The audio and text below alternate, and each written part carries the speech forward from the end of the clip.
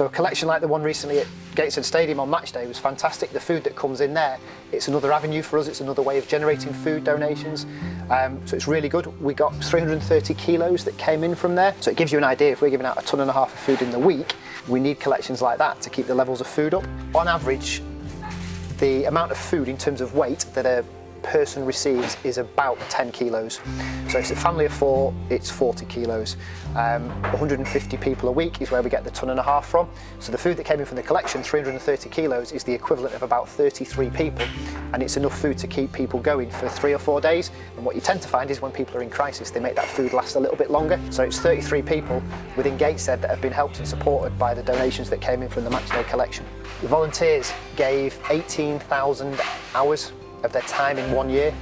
So tonight we've got 10 people down in the warehouse giving 1.5 hours of their time.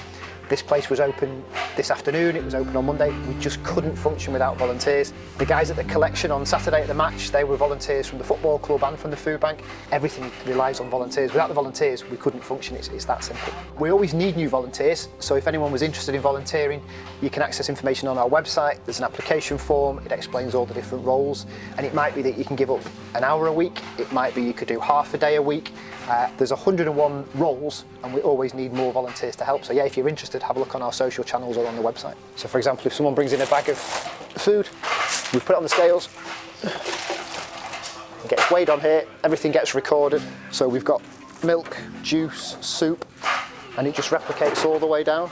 We've got quite a lot of different cat food, dog food, and then what we've also got is toiletries as well. So we don't necessarily advertise for toiletries or pet food, but if you can't afford to feed yourself, or you're in a time of crisis and you've got no food in your household, chances are you're not going to be able to feed your pets, or you might need nappies or toiletries, that sort of thing.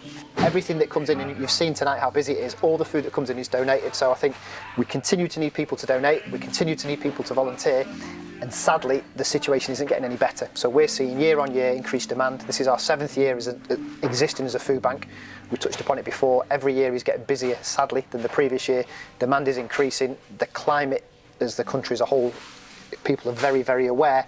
Sadly it's not going to go away, and we just need to keep existing, and we keep needing donations, and we keep needing volunteers to help us exist.